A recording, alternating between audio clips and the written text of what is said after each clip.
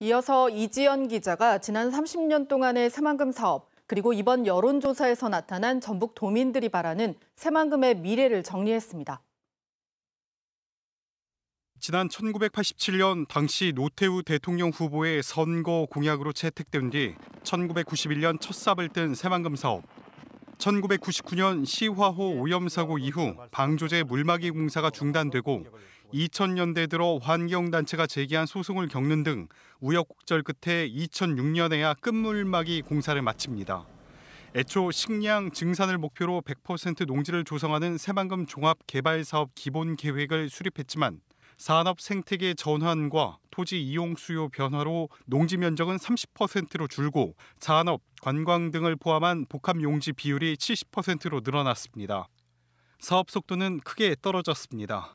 당초 지난해까지 새만금 사업의 70%를 마칠 계획이었지만 현재 43% 수준에 그치고 개발 완료 시점은 2050년으로 늦춰졌습니다. 속도는 많이 느린 것 같아요.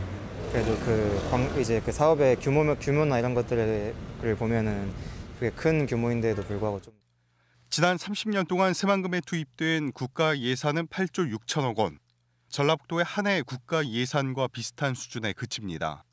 분야별로는 도로와 항만 같은 기반 시설에 2조 9천억 원, 용지 조성에 2조 7천억 원, 수질 개선에 2조 3천억 원 등입니다. 새만금 수지를 둘러싼 해수 유통은 여전히 논쟁거리입니다. 결국 지난 2월 변경된 새만금 기본 계획에 담기지 못했고 하루 두 차례 수문을 여는 지금의 방침을 이어가고 있습니다. 새만금 사업에 대한 전북 도민의 피로도는 이번 조사에서도 고스란히 드러났습니다. 응답자의 70% 가까이가 새만금 사업이 그동안 원활하게 추진되지 않았다고 답했고 대선 후보들이 새만금이 아닌 다른 공약을 발굴해야 한다는 응답도 50%에 가까웠습니다. 여기 전라북도 솔직히 전주에서는 별로 그렇게 실감이 안 나잖아요. 그쪽에 개발을 한다고 해도 다른 쪽으로 해서 다른 공약을 내걸어서. 또 문화, 생태 관광과 농생명, 신재생 에너지 같은 미래지향적인 친환경 산업에 대한 선호를 보이며 새만금 이후에 대한 대비를 주문하는 목소리가 높았습니다.